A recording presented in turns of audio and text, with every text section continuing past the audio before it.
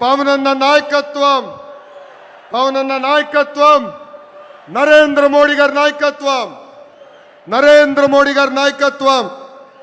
జోహార్ అన్న ఎన్టీఆర్, జోహార్ అన్న ఎన్టీఆర్. జై తెలుగుదేశం, జై తెలుగుదేశం, జై హింద్. అందరికీ నమస్కారం. యువత కళలను లక్ష్యాలుగా, లక్ష్యాలను విజయాలుగా, విజయాలను చరిత్రగా మలుస్తున్నటువంటి యువ నాయకులు రాష్ట్ర ఐటీ శాఖ మాజీలు నారా లోకేష్ గారికి హృదయపూర్వక ధన్యవాదాలు. ప్రజల కోసం పరితపించే నాయకత్వం, మాటల్లో నిజాయితీ, మనసులో మానవత్వం. అదే మన రాష్ట్ర ఉప ముఖ్యమంత్రి వర్యులు కొణిదెల పవన్ కళ్యాణ్ గారు. గర్జించే స్వరం ఆయనది, గుండెలను తాకే భావం ఆయనది.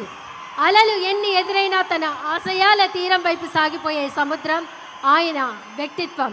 గౌరవ రాష్ట్ర ఉప ముఖ్యమంత్రి వర్యులు శ్రీ కొణిదెల పవన్ కళ్యాణ్ గారి సందేశం మనందరి కోసం.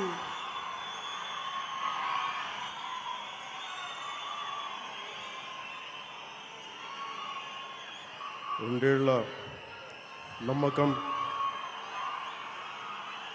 అభివృద్ధి, సంక్షేమం బహిరంగ సభకి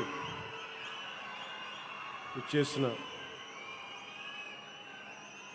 సుదీర్ఘమైన పరిపాలనా అనుభవం, రాజకీయ అనుభవం ఉన్న గౌరవ ముఖ్యమంత్రి వర్యులు శ్రీ నారా చంద్రబాబు నాయుడు గారికి నా హృదయపూర్వక నమస్కారం. గౌరవ కేంద్ర పౌర విమానయాన శాఖ మంత్రివర్యులు శ్రీ కింజారపు రామ్మోహన్ నాయుడు గారికి నా హృదయపూర్వక నమస్కారం.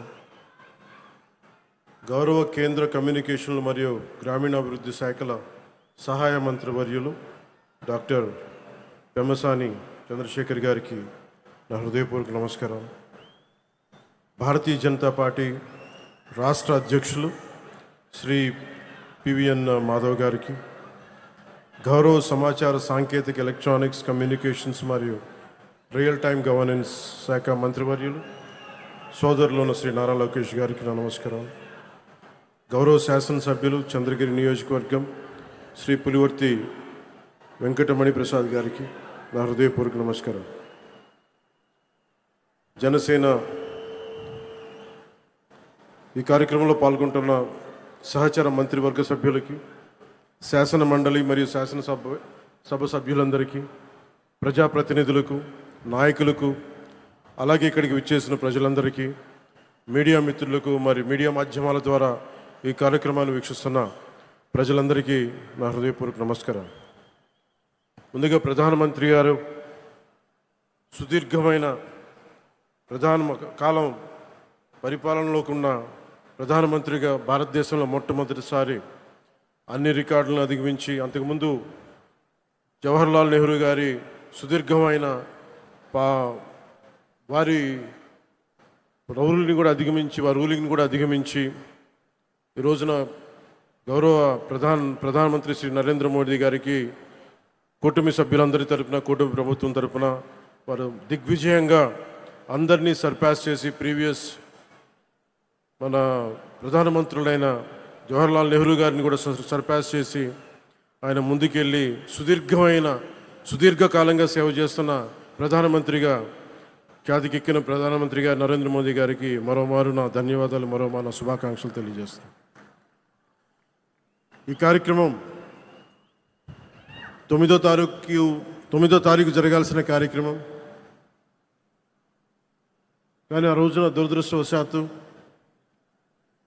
ప్రైవేటీకరణ కాకుండా ఆపుకున్న మన ఎన్డీఏ ప్రభుత్వం, నారా చంద్రబాబు నాయుడు గారి నాయకత్వంలో, ప్రధానమంత్రి గారి ఆశీస్సులతో, ఎన్డీఏ సమిష్టి కృషితో స్టీల్ ప్లాంట్ ప్రైవేటీకరణ కాకుండా ఆగింది.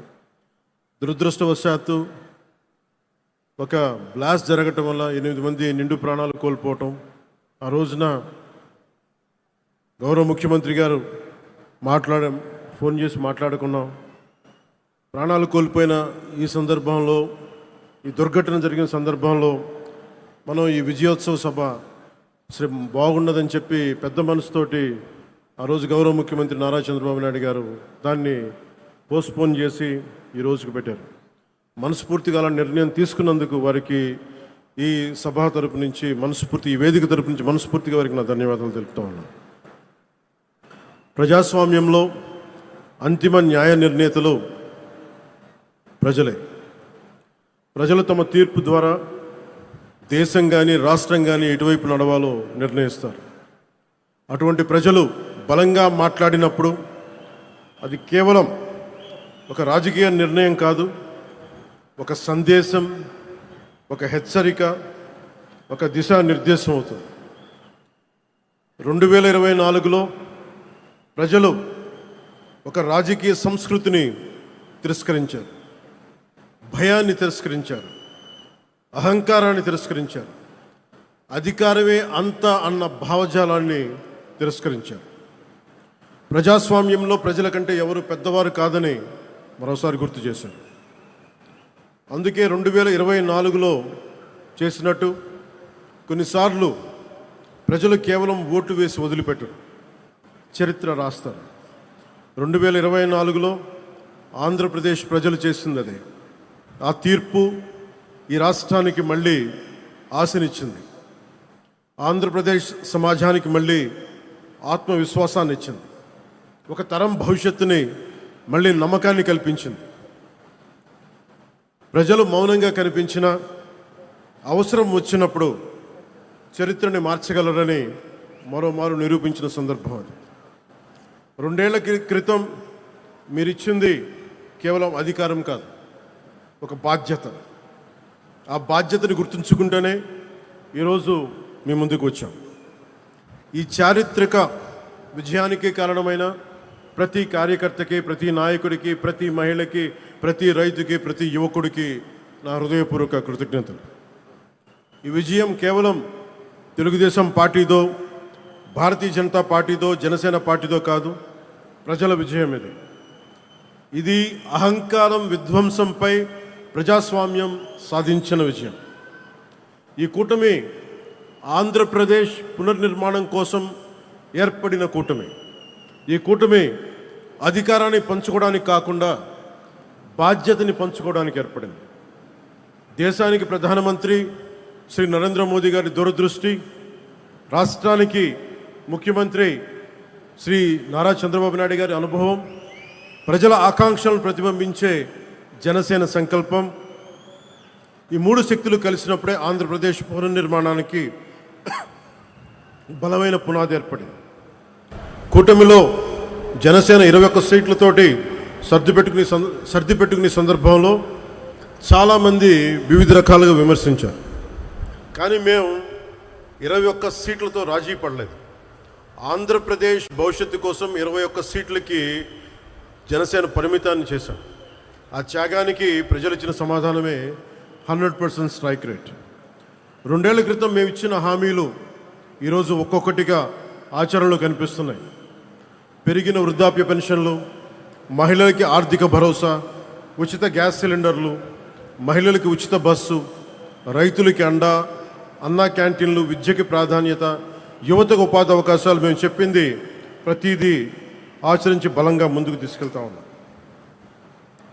నా శాఖల విషయానికి వస్తే మహాత్మా గాంధీ కలలుగన్న గ్రామ స్వరాజ్యం, పండిట్ దీన్ దయాళ్ ఉపాధ్యాయ ప్రతిపాదించిన అంత్యోదయ సిద్ధాంతం, last mile governance, doctor B R Ambedkar గారి రథసారథిగా రాజ్యాంగం ద్వారా స్థానిక స్వపరిపాలనకు వేసిన బలమైన ప్రజాస్వామ్య పునాదులు, ఈ 3 ఆలోచనల సంగమమే నేడు నరేంద్ర మోదీ గారి నాయకత్వంలోని ప్రభుత్వ పాలనా తత్వం.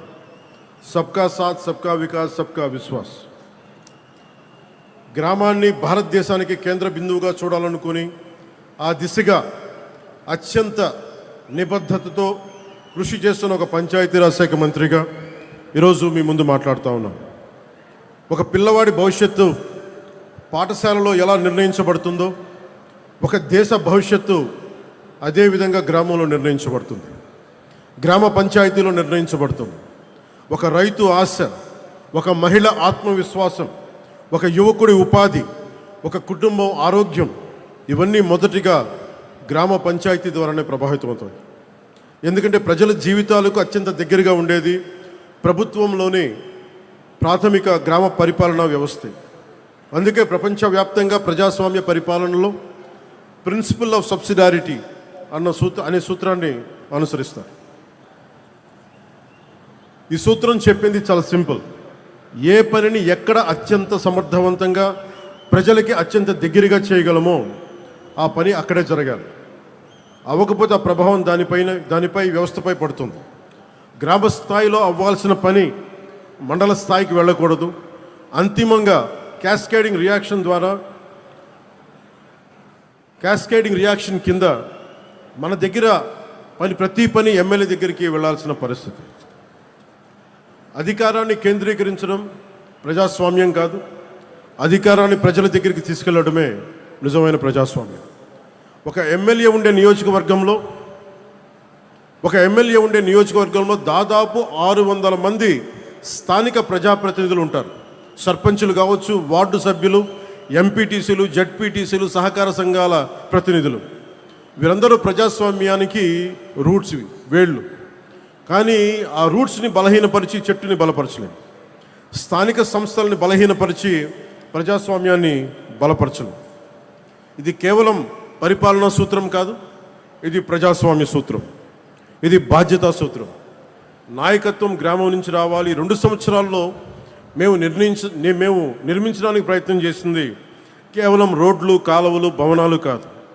Trust, social trust, institutional trust. ఎందుకంటే ఒక వ్యవస్థ బలహీనపడినప్పుడు మొదట కోల్పోయేది డబ్బు కాదు, నమ్మకం. వ్యవస్థ కనుక న్యాయం చేయకపోతే కులమే ముందుకు వస్తుంది. వ్యవస్థ బలహీనపడితే ప్రాంతీయత ముందుకు వస్తుంది. వ్యవస్థపై విశ్వాసం తగ్గితే సమాజం చాలా చిన్న చిన్న గుంపులుగా విడిపోతుంది.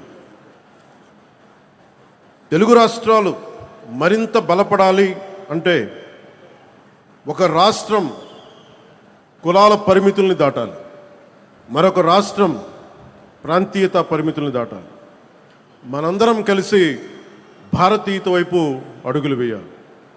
అందుకే నేను పంచాయతీరాజ్ గురించి మాట్లాడేటప్పుడు కేవలం పరిపాలన గురించి, పథకాల గురించి, చేసే పనుల గురించి మాట్లాడడానికే పరిమితం కాదు.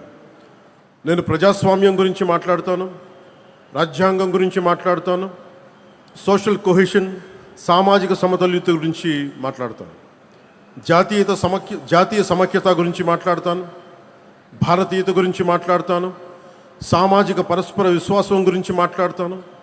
ఈ మధ్య మేము పరిష్కరించిన విజయనగరం జిల్లాలోని ఒక పెద్దపెంకి గ్రామంలో ఫైలేరియా సమస్య ప్రత్యక్ష ఉదాహరణ. పంచాయతీరాజ్ సమస్య కోసం, సంస్కరణల కోసం చాలా కమిటీలు వచ్చినాయి. ఒక Balwant Rai Mehta committee, Ashok Mehta committee, GVK Rao గారి కమిటీ, ఎల్ఎం సింఘ్వి కమిటీ. ఈ ప్రయాణం చివరికి 1972లో 73వ రాజ్యాంగ సవరణగా రూపుదిద్దుకుంది. 93 నుండి పంచాయతీరాజ్ రాజ్యాంగ సంస్థలకు రాజ్యాంగ హోదా లభించింది. రాజ్యాంగంలోని ఆర్టికల్ 243 243 నుండి 243 వరకు పంచాయతీరాజ్ శాఖకు రక్షణ లభించింది. 11వ షెడ్యూల్ ద్వారా 29 అంశాలు గ్రామీణ స్వయం పాలన పరిధిలోకి వచ్చాయి. ఇది ప్రపంచంలోనే అతిపెద్ద ప్రజాస్వామ్య వికేంద్రీకరణ ప్రయోగం. దాదాపు 2.6 lakhs గ్రామ పంచాయతీలు, 30 లక్షలకు ఎన్నికైన స్థానిక ప్రతినిధులు, వారిలో 14 లక్షల పైగా మహిళలు. ఇది ప్రపంచంలోనే అతిపెద్ద గ్రాస్ రూట్స్ డెమోక్రటిక్ వర్క్. ఇవన్నీ ఎందుకు చెప్తున్నామంటే, ఇన్ని వ్యయ ప్రయాసాలు కూర్చి ఇన్ని రకాల చట్టాలు చేస్తే ఆ వ్యవస్థ నిజంగా అధికారాన్ని గ్రామానికి ఇచ్చిందా? రాజ్యాంగం అధికారాన్ని ఇచ్చింది, కానీ ఆ స్ఫూర్తి అమలు అయిందా? నిధులు గ్రామానికి చేరాయా? నిర్ణయాధికారం గ్రామానికి చేరిందా? బాధ్యత గ్రామానికి చేరిందా? నేను పంచాయతీరాజ్ శాఖ బాధ్యతలు స్వీకరించిన తర్వాత రాజ్యాంగం చట్టాలు పుస్తకాలు తిరగేసి రివ్యూలు చేసి ఈ ప్రశ్నలకి సమాధానం వెతుకుతూ రాష్ట్ర వ్యాప్తంగా అధ్యయనం చేశాం. నాకు ఎదురైన మొదటి సమాధానం, సార్ బ్లీచింగ్ పౌడర్ కొనడానికి కూడా డబ్బులు లేవు, సార్ జెండా పండుగ చేయడానికి కూడా డబ్బులు లేవు. వీటితో మనం వారసత్వంగా పొందిన పరిస్థితి ఏంటంటే, గ్రామ పంచాయతీలకు రావాల్సిన కేంద్ర నిధులు నిలిచిపోయాయి. అనేక పంచాయతీలు అప్పుల బారిన పడ్డాయి. విద్యుత్ బకాయిలు 1000 కోట్లకు చేరాయి. గ్రామస్థాయి పరిపాలన బలహీనపడింది. సర్పంచుల గౌరవం గురించి ఇంకా చెప్పాల్సిన అవసరం లేదు. అక్కడి నుంచే ప్రారంభమైంది institutional diagnosis, Panchayati Raj institutional diagnosis. రాజ్యాంగం పంచాయతీలకి హోదా ఇచ్చింది, కానీ జీవం పొయ్యాల్సింది మనమే. పంచాయతీలకు సరిపడా డబ్బు ఎందుకు ఉండట్లేదు? ప్రతి చిన్న పనికి పంచాయతీ ఎందుకు చూడాలి? ఎందుకు ప్రతి సమస్య ఎమ్మెల్యే దగ్గరికి ఎందుకు వెళ్ళాలి? సర్పంచ్ ఎన్నికవుతాడు, కానీ అధికారాలు వేరే చోట ఎందుకు ఉంటాయి? ఇవన్నీ ఆలోచిస్తేప్పుడు మాకు అర్థమైంది, సమస్య నిధుల కొరత మాత్రమే కాదు, సమస్య బాధ్యతల స్పష్టత లేకపోవడం. అథారిటీ ఒక చోట, రెస్పాన్సిబిలిటీ ఇంకో చోట, అకౌంటబిలిటీ మరో చోట. ఈ మూడు విడిపోతే వ్యవస్థ బలహీనపడుతుంది. దీనినే బ్రోకెన్ గవర్నెన్స్ చైన్ అనొచ్చు. అందుకే మేము ఒక ప్రాథమిక సూత్రాన్ని ముందుకు తీసుకొచ్చాం. గ్రామ సమస్యలకి పరిష్కారం గ్రామంలోనే వెతకాలి. ప్రజల జీవితాలను ప్రభావితం చేసే నిర్ణయాలు ప్రజల సమక్షంలోనే జరగాలి. అందుకే గ్రామ సభలను కేవలం ఒక అధికారిక సమావేశంగా కాకుండా గ్రామ ప్రజాస్వామ్యానికి కేంద్ర బిందువుగా మార్చే ప్రయత్నం చేశాం. గ్రామానికి ఏమి కావాలి, ఎక్కడ రోడ్లు కావాలి, ఎక్కడ తాగునీటి సమస్య ఉంది, ఎవరికి ఇల్లు అవసరం, ఎక్కడ పారిశుద్ధ సమస్య ఉంది, ఈ నిర్ణయాలు కార్యాలయాల్లో కాదు, గ్రామ సభల్లో జరగాలి. ఎందుకంటే ప్రభుత్వానికి కనిపించని సమస్య ప్రజలకు కనిపిస్తుంది. అధికారికి తెలియని అవసరం గ్రామస్తుడికి తెలుస్తుంది. గ్రామ సభ బలపడితే సర్పంచ్ బలపడతాడు. సర్పంచ్ బలపడితే పంచాయతీ బలపడుతుంది. పంచాయతీ బలపడి ప్రజాస్వామ్యం బలపడుతుంది. అప్పుడు మాత్రమే ప్రతి చిన్న సమస్య స్థానిక ఎమ్మెల్యే గారి టేబుల్ మీదకి రావాల్సిన అవసరం ఉండదు.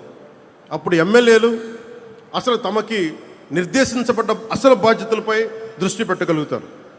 ఎమ్మెల్యేలు ఉపాధి విధానాలపై దృష్టి పెడతారు, పరిశ్రమల రాకపై దృష్టి పెడతారు, యువత భవిష్యత్తుపై దృష్టి పెడతారు, రాష్ట్ర భవిష్యత్తును నిర్మిస్తారు. కానీ రాష్ట్ర భవిష్యత్తు నిర్మించే ఈ ప్రక్రియకి ఒక బలమైన లీడర్షిప్ క్యాపిటల్ అవసరం. ప్రజాస్వామ్యంలో నాయకత్వం ఒక రోజులో పుట్టదు. నాయకత్వం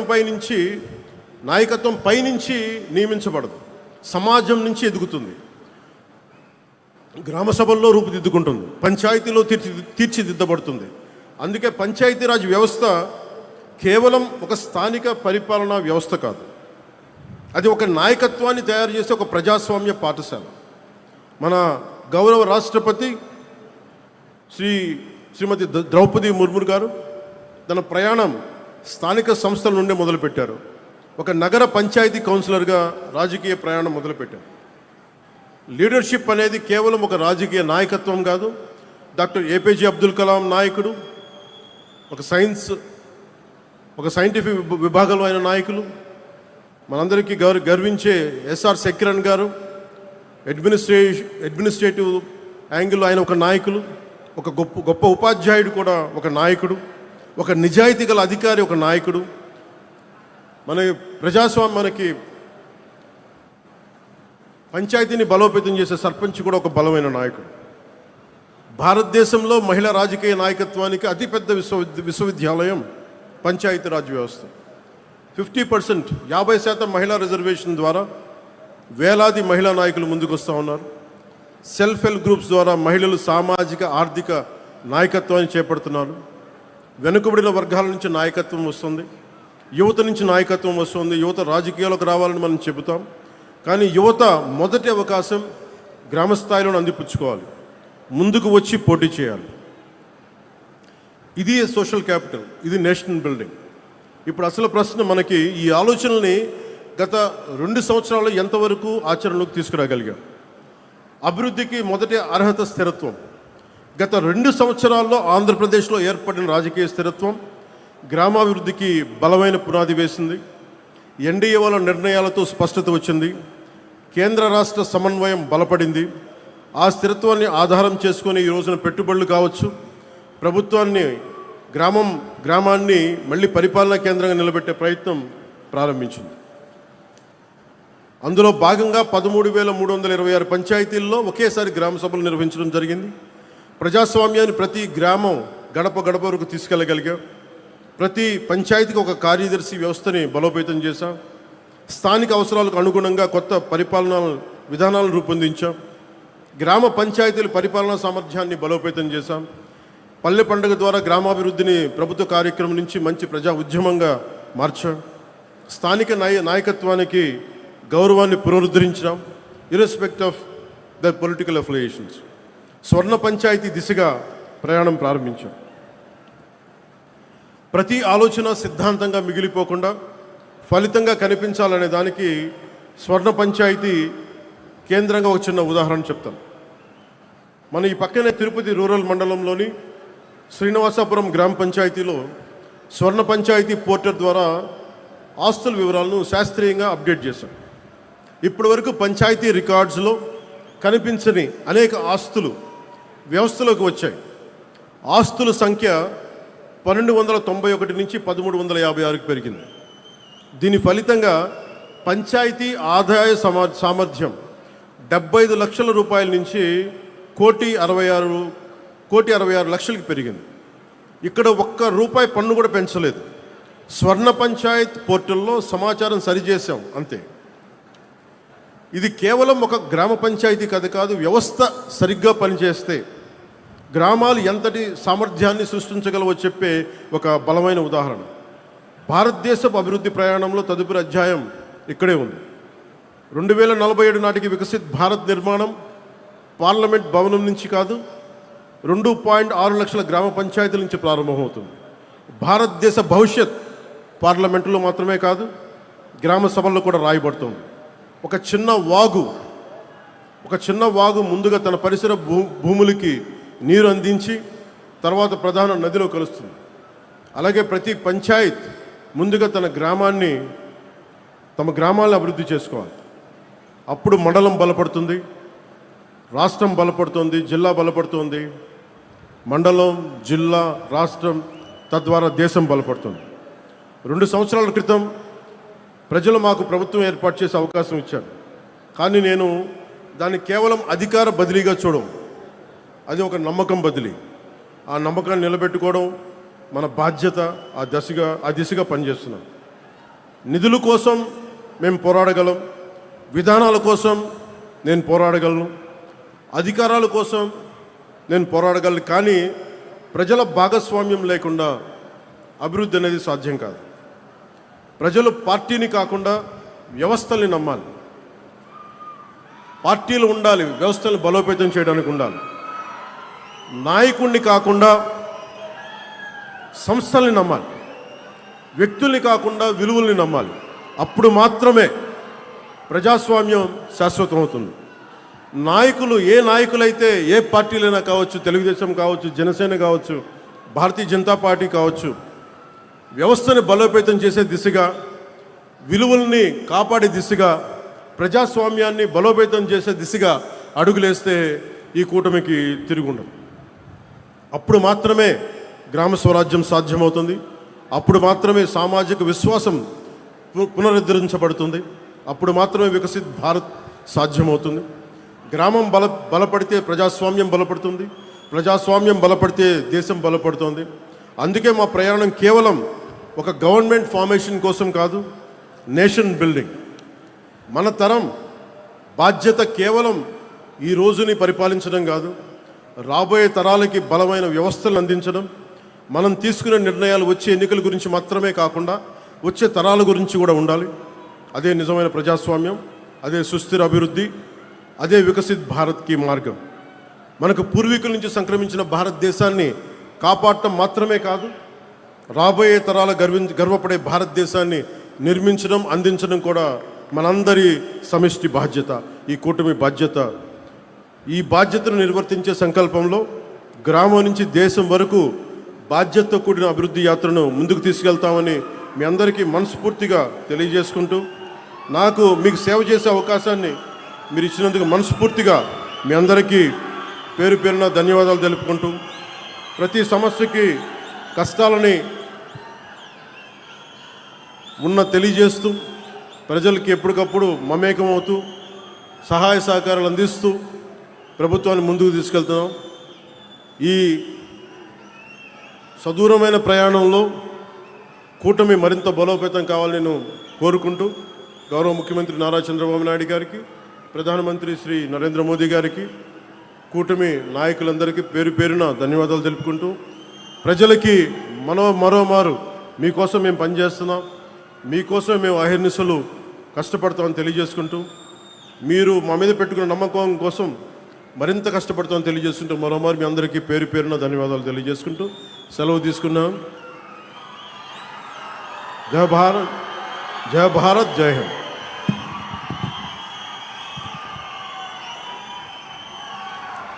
ధైర్యానికి నిర్వచనం, యువతకు స్ఫూర్తి. రాష్ట్ర ఉప ముఖ్యమంత్రి వర్యులు శ్రీ కొణిదెల పవన్ కళ్యాణ్ గారికి హృదయపూర్వక ధన్యవాదాలు. కళలను కళలో నింపుకుని భవిష్యత్తును చేతల్లో మలుచుకుంటూ అభివృద్ధికి అక్షర రూపం ఇచ్చే నాయకులు. 2047 విజన్ 2047 లక్ష్యాన్ని ఒక సంఖ్యగా కాదు, స్వర్ణాంధ్ర స్వప్నంగా చూపించిన నాయకత్వం. గ్రామం నుంచి గ్లోబల్ వేదిక వరకు, రైతు నుంచి రోబోటిక్స్ వరకు, విద్య నుంచి విజ్ఞానం వరకు ప్రతి అడుగులో అభివృద్ధి ముద్ర వేసిన దిశా నిర్దేశకులు మన రాష్ట్ర ముఖ్యమంత్రి వర్యులు గౌరవనీయులు నారా చంద్రబాబు నాయుడు గారి అమూల్యమైన సందేశం.